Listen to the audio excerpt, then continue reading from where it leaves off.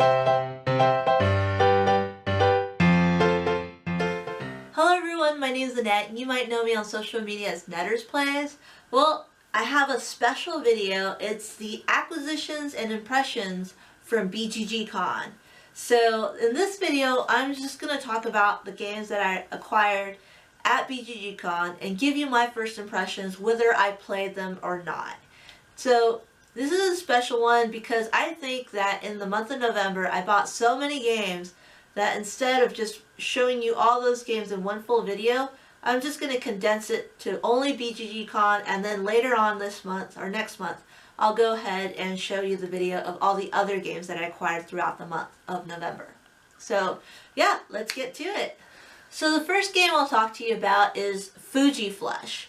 Now, Fuji Flush is a small little card game. It plays between 3 and 8 players, and it plays in about 15-20 minutes. It's really fairly short, but it's also simple to play. It's a great group game, and it's a lot of fun. So at Fuji Flush, you have this deck of cards. They all range in different numbers. It's really easy to figure out what the numbers are. And yeah, the cards themselves are just really nice, solid, easily visible, and colorful too. And what you basically do is you shuffle the deck, you deal out 6 cards to each player, and then you start playing the game. Now, you start playing the game by playing a card. Now, you place it face up in front of people so they know what you put down was a 7. And then the next person goes. They can either place a card higher, lower, or the same as this. Now, if they place a card that's higher than 7, well, your card's going to get flushed out, and you're going to have to draw a new card to make up for it.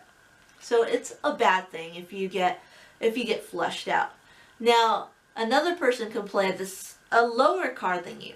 That means you don't get flushed out at all. You're just going to stay there with your card in front of you, which is good.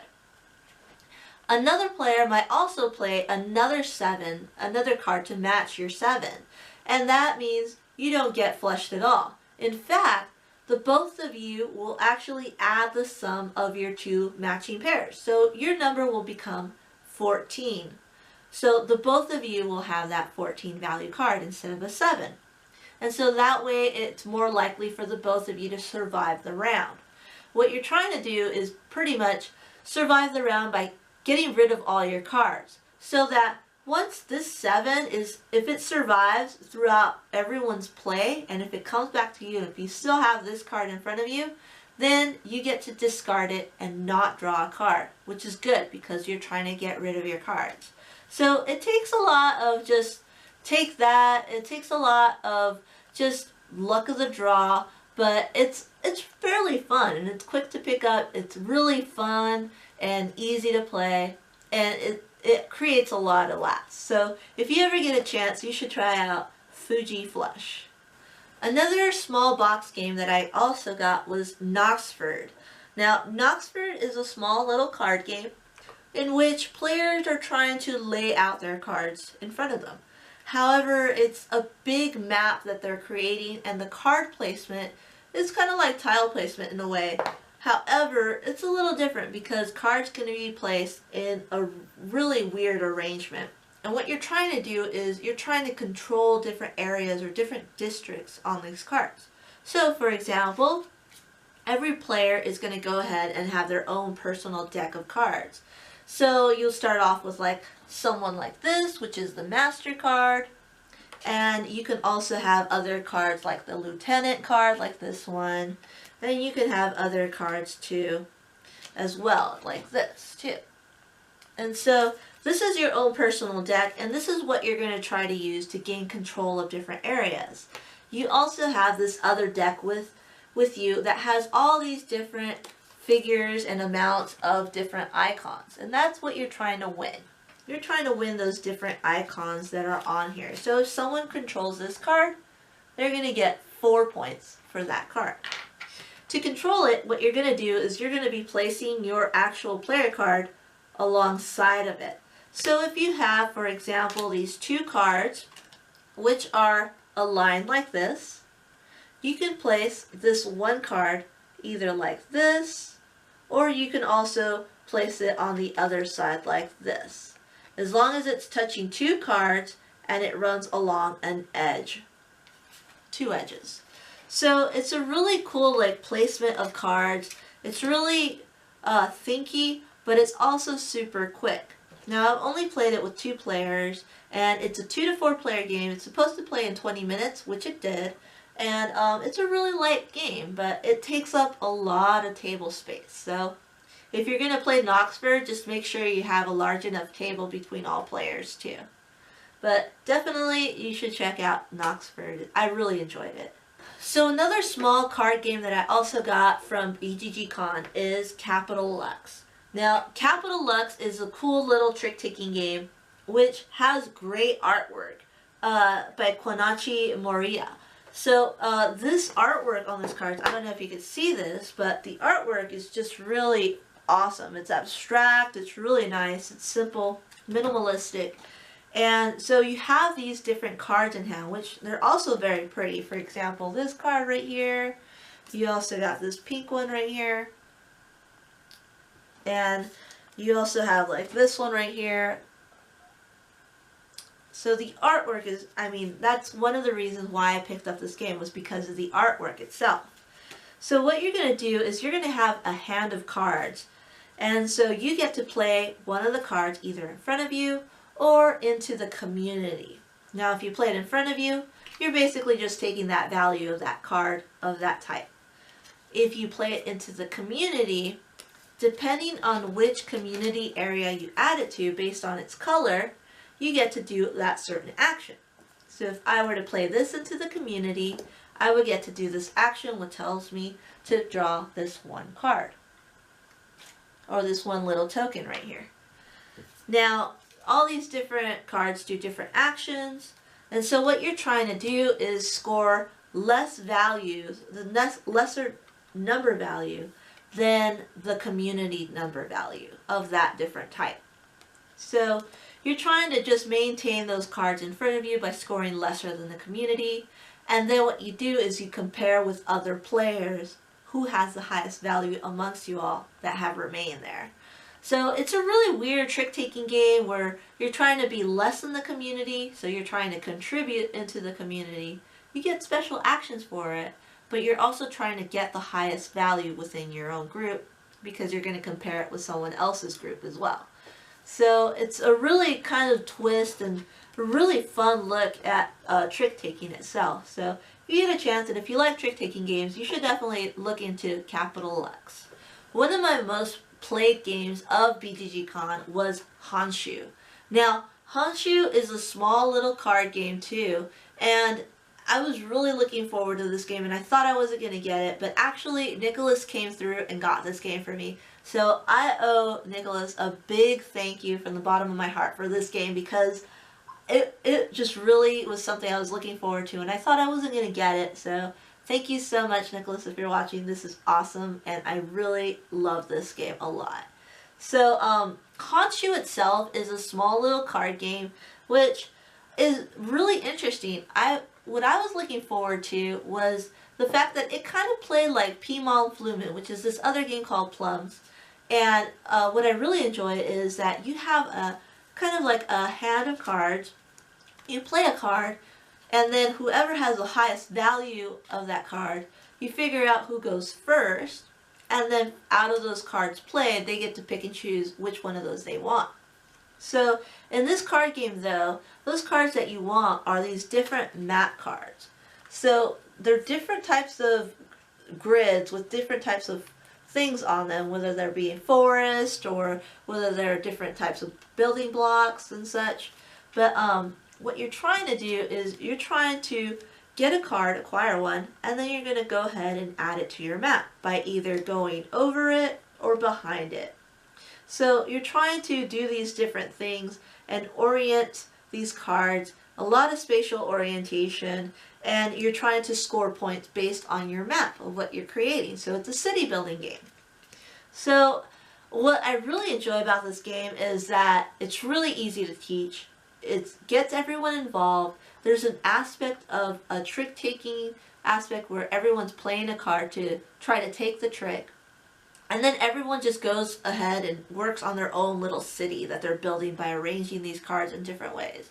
And so it's really a lot of fun because you're trying to make sure you're getting what you need, and you're also trying to make sure no one else is doing that, but you're really focused on your own personal map. And then at the end of the game, you have this really beautiful outlay of this thing that you've created, and you can all look at each other and just say, look at what we made. We made something very special. So Honshu is a wonderful game. I don't think it's available in the States yet, but once it does come to the States, you should definitely pick up Honshu. This is probably one of my favorite games this year too.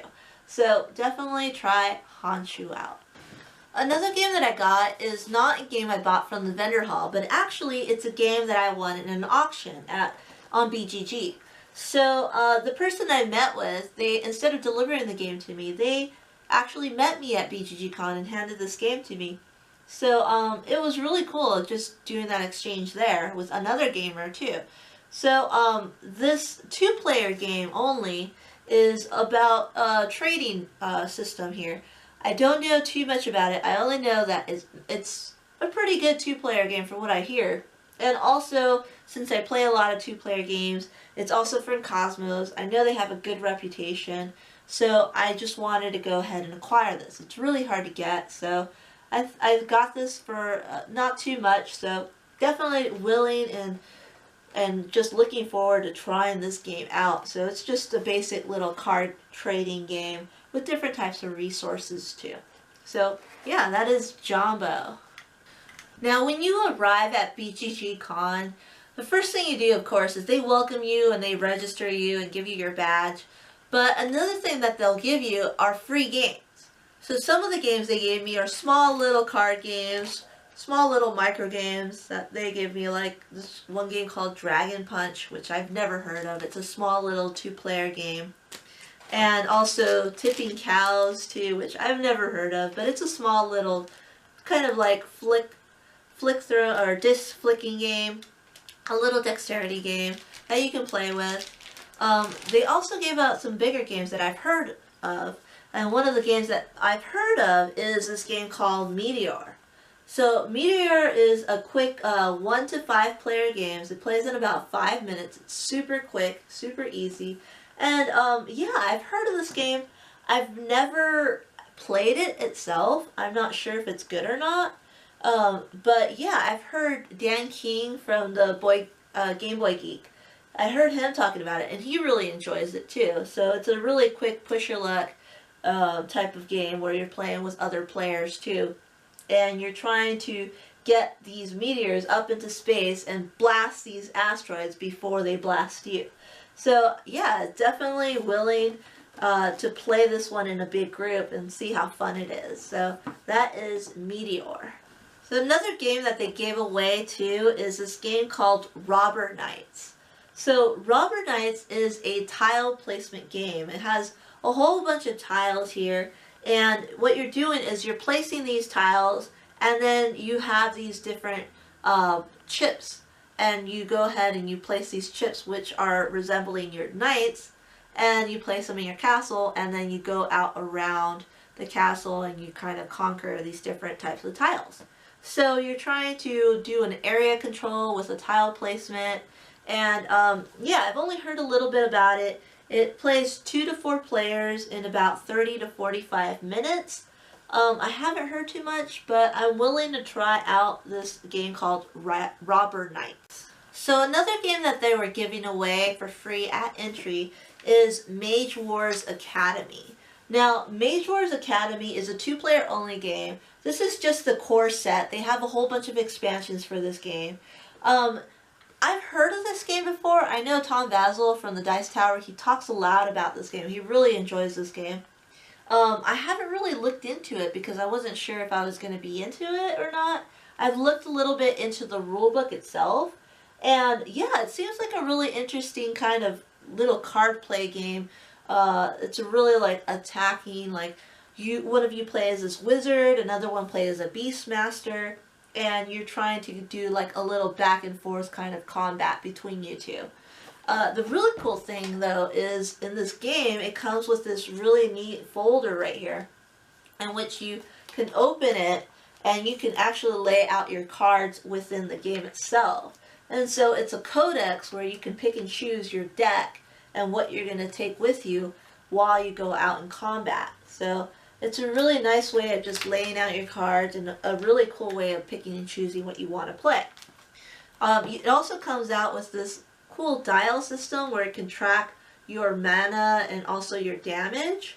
So you know how much you have. Each person will have this in front of them.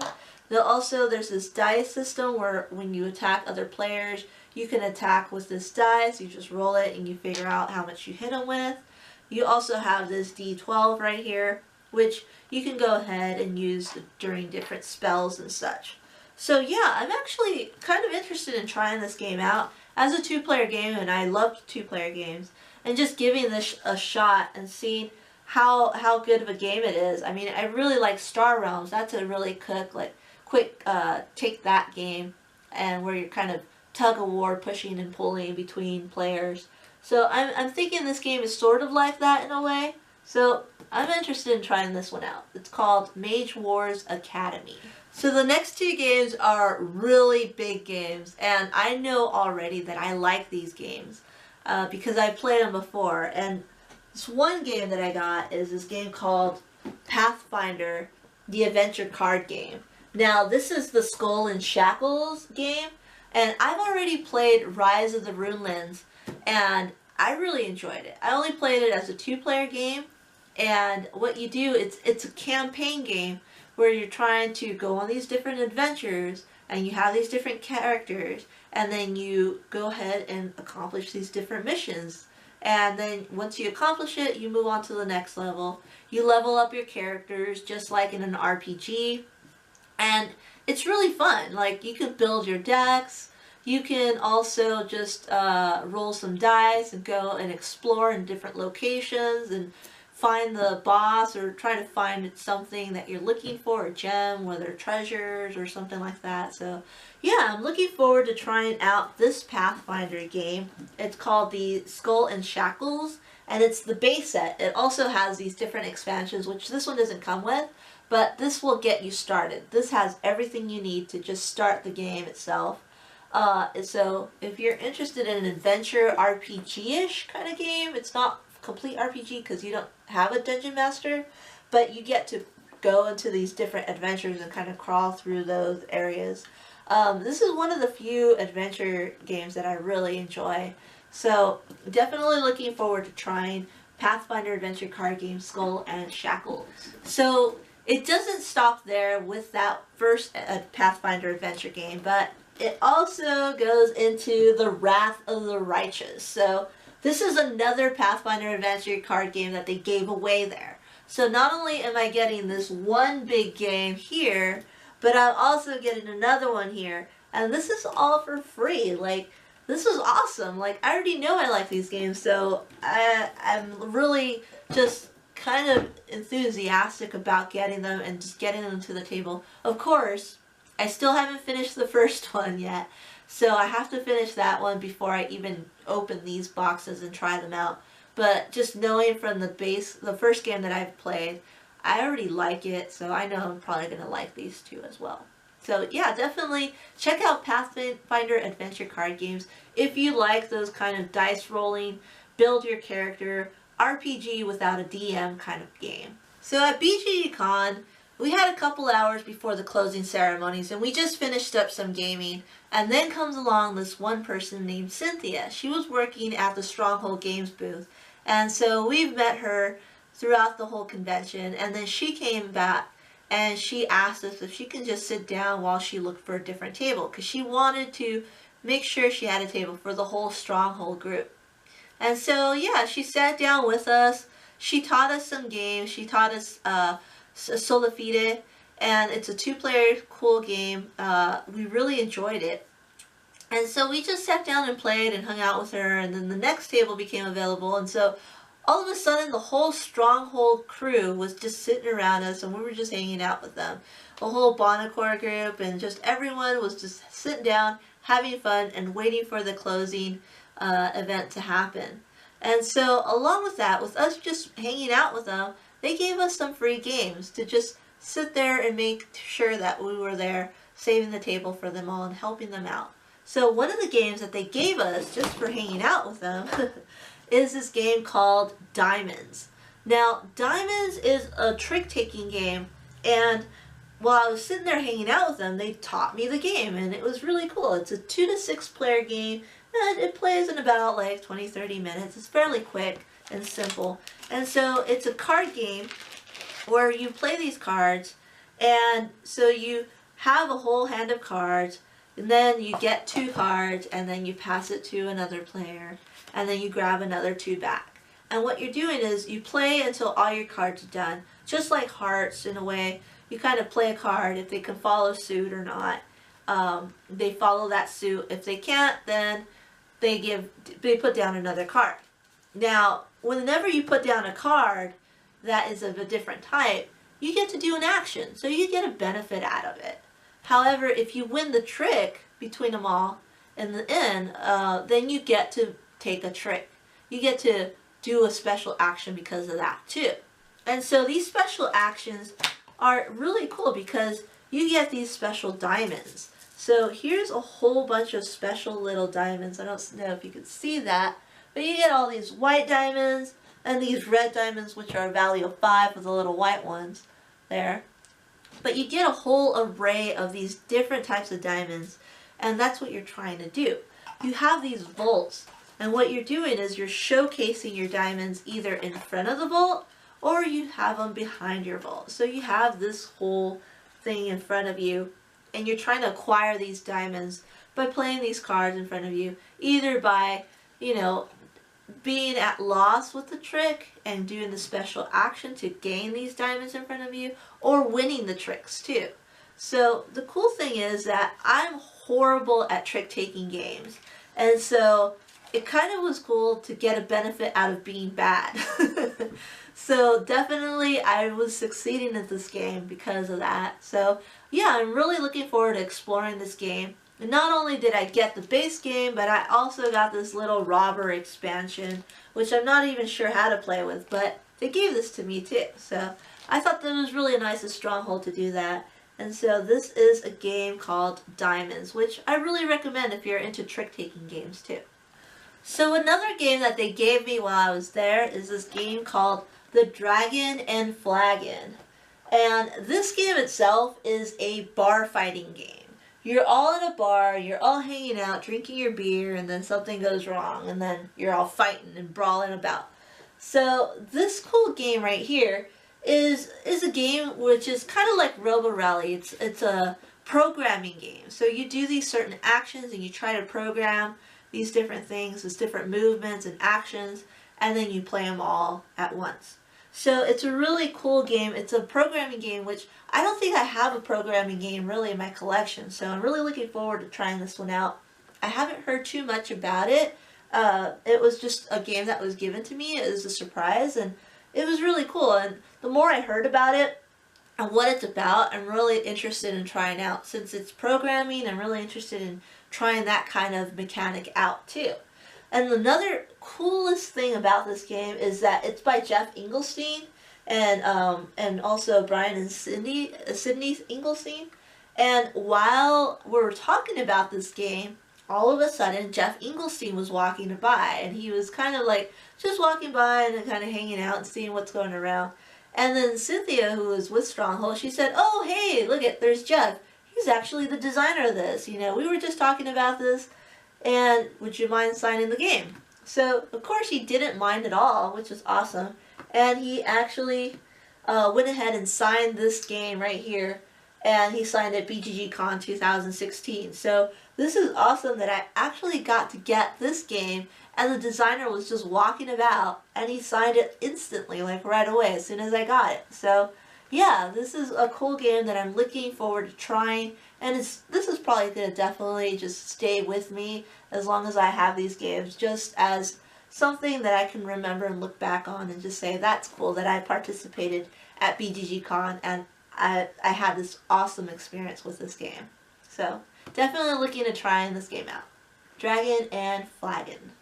So another game that I also got, but I haven't managed to play, is this game called The Princess of Machu Picchu by Matt Gertz.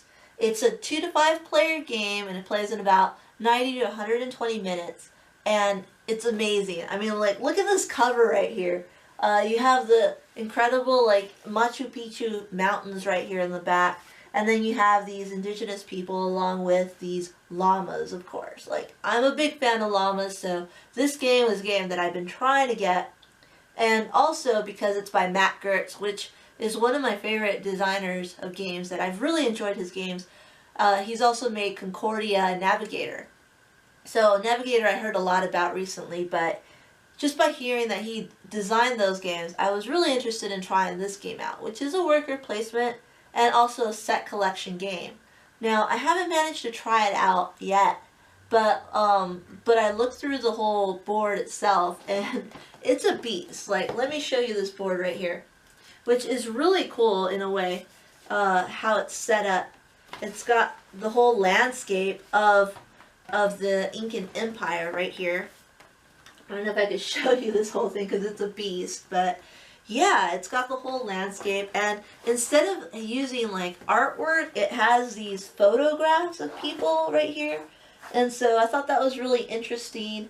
And then it has a whole bunch of llamas throughout the whole landscape that you get to use, along with llama meeples. So this is one of the things that I've really been looking forward to. So you can see right there, hopefully, could see that there are llama meeples in this game, and that's one of the big sellers for me, was just trying to get this game because of what it was about, which is about these princes of the whole Incan Empire who were running about trying to figure out how to survive this invasion by the Spaniards during that time, and trying to make sure that they gather enough people and kind of just go to a hideout place and try to go high up in the hills and try to survive that horrible event that happened there. So I definitely wanted to check this out because of the theme, because of the llamas itself, and because it's by a great designer. So yeah, if you haven't heard of The Princess of Machu Picchu, you should definitely try to check this out if you're into worker placements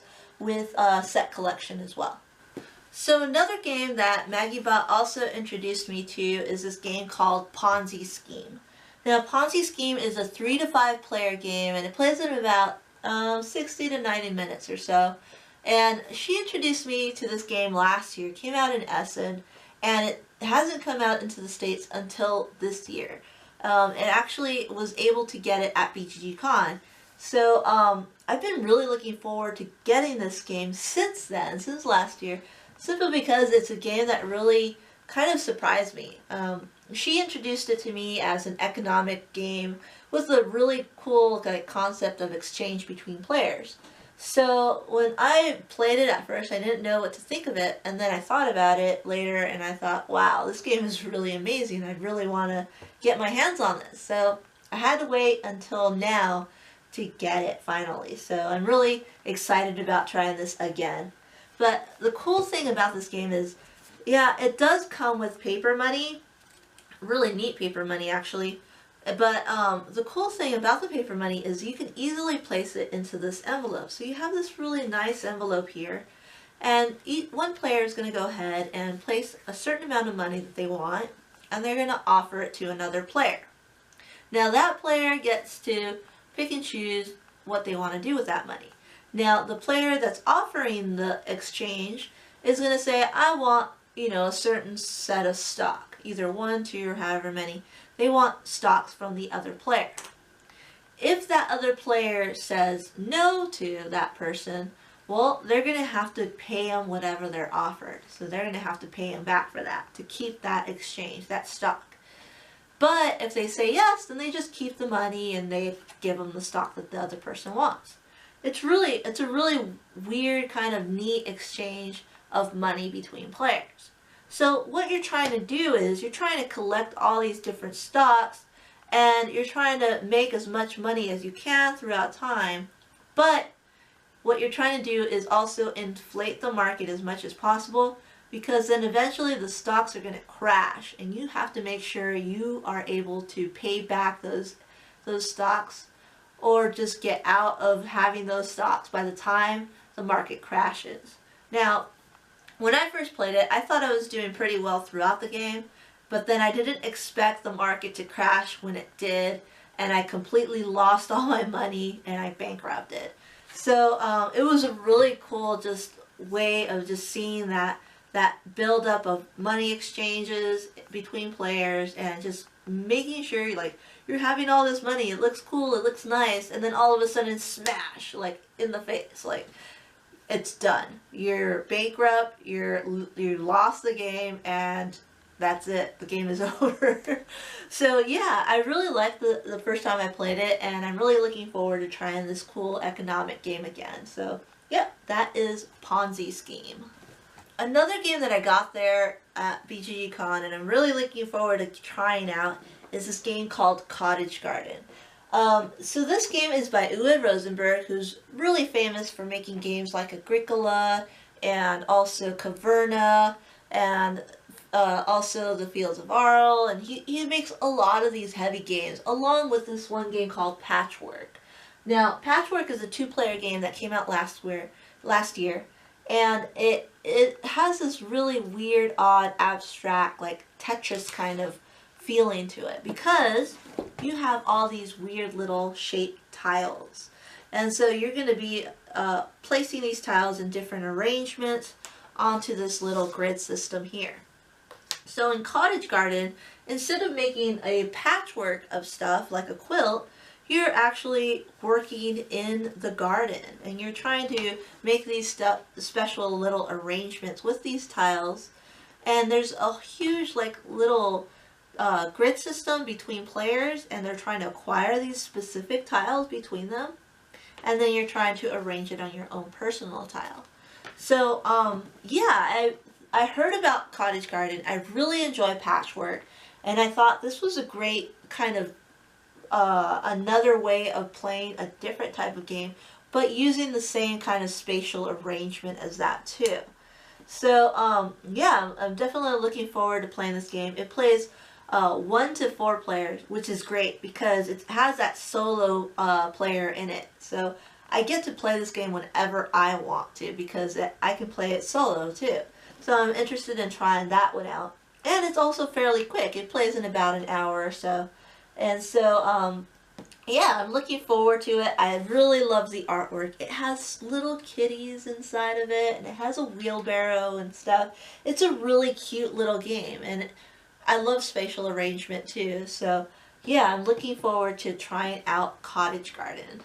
So the next 3 games are games that I actually was really looking forward to getting. They're bigger name games. They're also games that I did get to play too at BGGCon. So I got to learn these games, I got to play them, they made a really good impression on me. So yeah, so the first game I'll talk to you about is Jorvik. Now Jorvik is by Stefan Feld, which is one of my favorite game designers of all time.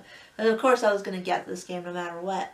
But the cool thing about Jorvik is that it's a reskin of an older game called the Speakerstadt. And now this game right here is a game that I've really been enjoying with a lot of players, with like 4 or 5 players. This is basically the same game except it's rethemed. And so what this game is about is exactly the same thing as the Speakerstadt. However, it also incorporates the expansion to the Speakerstadt, which this game itself, the expansion at least, is super difficult to get, and if you do get it, it's going to cost you an arm and a leg. But they've incorporated it into this game itself, so you get to play it regardless of having that other game that's really hard to find. So yeah, it's Viking themed this time though. So the cool thing is it comes with this really nice board here, and what you're trying to do is you're trying to gain these different cards right here. So you're going to place a card here, here, and so on. You're also going to place cards up here on top. And what you're going to do is you're going to place a meeple underneath one of those cards that you want. And so you can place a meeple here. And so what that's indicating is that that one card is going to cost you 1 coin because one person is in line for it. If someone else comes behind you, well, that card is now going to cost you 2 coins. but because you're first, you're going to have the option of purchasing that app first from anyone else. So it's a really cool way of just like picking and choosing what you want. There's a lot of screwage with other players. You get to screw a lot of players off because you're increasing the prices. If they're behind a really good card, you're just going to make it so expensive that they're either A, going to double think that's too much for that card, or I can't even afford it anymore. And it's a really cool game where you're just like really beating each other up throughout the whole game, trying to get these cards that are really valuable. So yeah, it's a battle of wits pretty much with this game. And the expansion to it too, which is this top portion right here, you have these cards set up here. And so what you're going to do is you place a card here, and then when you place your little person on that one, your little meeple, you get to automatically put it up here. And so it works the same way as the bottom. However many cards are in this grid here is how much it's going to cost you for the person in the front. So you really have to time yourself well into what time you're going to get those cards too. It's a really cool mechanism. I really enjoyed it originally, and now that I have the new version of it too, I mean, it's a really great addition to an already great game, the expansion of it. The only thing is that the theme itself, I don't know if it really works for this kind of game mechanic, because it's just basically a whole bunch of Vikings just waiting around in line to try to get something. So I think Vikings weren't just so easily like patient in that time period. So I don't know if the theme really works out for me, but it's really pretty. So yeah, definitely check out Jorvik if you already like the speaker stop or want to have an awesome, great game by Stefan Feld. Another Stefan Feld game that I acquired and I also managed to play is this game called The Oracle of Delphi. Yep, I got this game. So I'm so excited I got this game because I'm such a huge fan of Stefan Feld, and this is his big game of the year. And he didn't come out with one last year, so it's like something that I've really been looking forward to getting. And yeah, it's a game that is really different from any of the other games that I managed to play.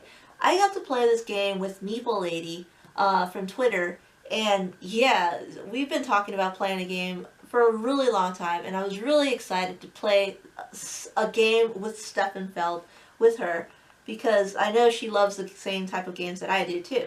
So we both sat down along with Mitch, and the three of us learned this game, and we played it, and whoa, like, this game was really different than any of the other games he has. It's really odd because Stefan Feld is really well known for his point salad games. His point salad games meaning that any action you do, you're going to score a ton of points for that action. And his games are generally well balanced. So no matter what you do, you're going to get a lot of points. And at the end of the game, you're going to be around about the same area or same amount of points as other players. But in this game itself, there's no points whatsoever. You don't score anything. You're just doing actions. You're building stuff. You're trying to acquire things, move them about. It's pretty much a pick up and deliver. You get stuff, you go across the sea, and you try to drop it off somewhere else, or you make statues. You also do these other things, and you're doing the same things as your opponent, so it's really competitive to get there first and do those things first before the other players. Another cool thing is that it also has dice involved with it. So you're rolling these dice, and there's ways to kind of mitigate the dice roll and kind of change the value and kind of do really what you need to do to be successful in this game. But you also have that luck of the roll involved with it, which, I mean, it's also in the Castles of Burgundy, which is also fine. So I don't know. Like, I'm not sure about the die roll effect in this game and how much I like it with its actions and such. A little minor thing that I really didn't like too about it was the color on the die. One of them's supposed to be pink and the other one's supposed to be red, and they're both red. So straight up red. So good thing is that it actually is based on the symbol instead of the actual color. but it would have been a little bit helpful if the color coding on the game would have been a little different.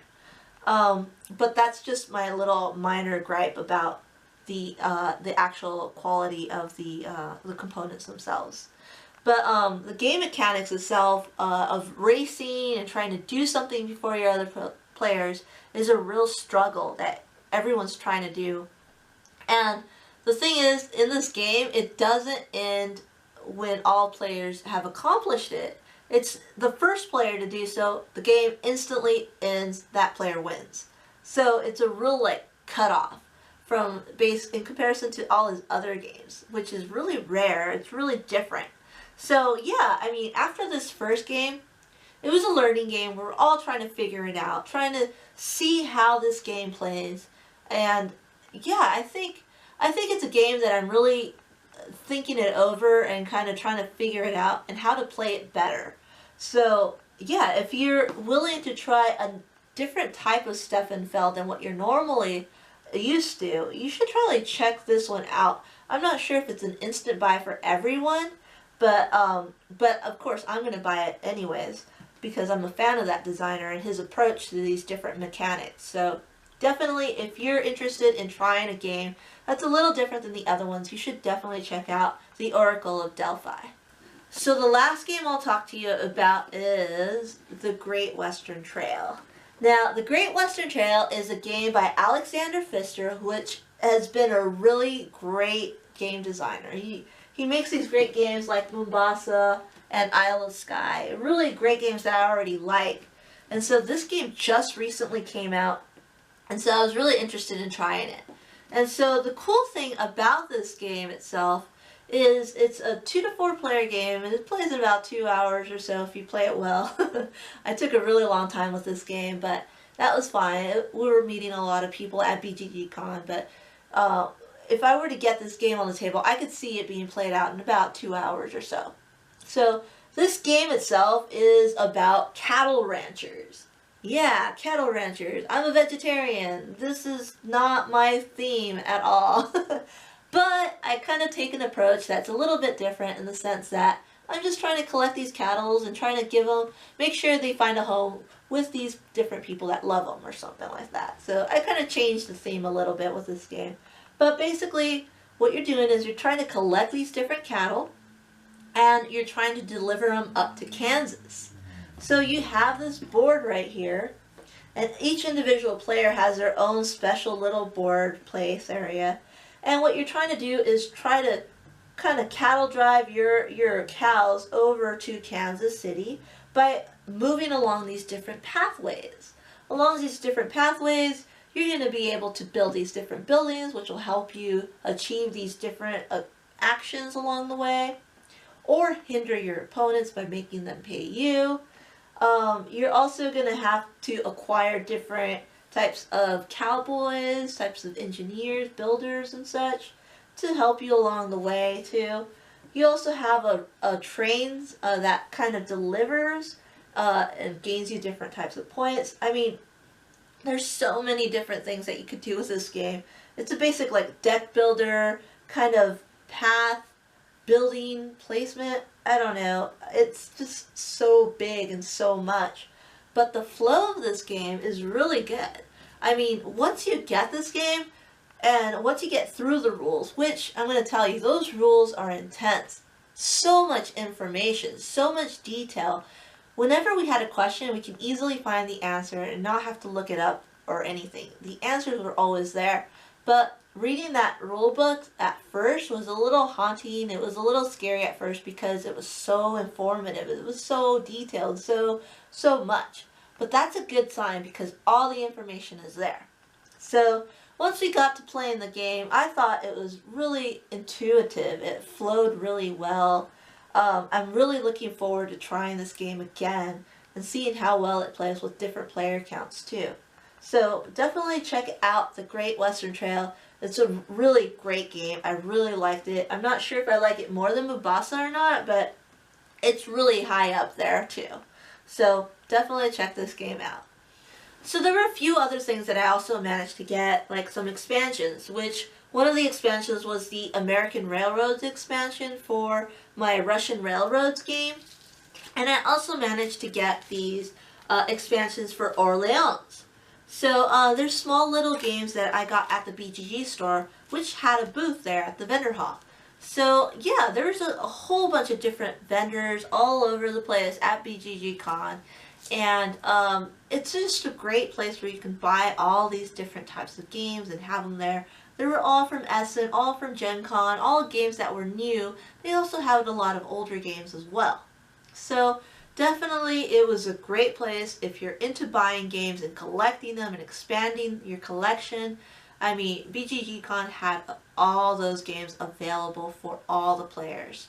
So yeah, it was a great place where I can just actually go and get the games that I wanted and expand my collection. Well, thank you so much for watching this video and joining me with going through all these games that I acquired at BGGCon. And definitely, if you have any comments, just make sure you leave them down below. Any suggestions of other games I should acquire, also leave that comment down below.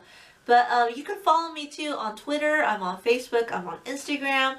I'm also part of Meeples Included. And I'm also part of the Instagamers Network. So make sure to give me a follow, a like, and a comment if you want. But I'll see you around next time. So thanks for watching. Bye.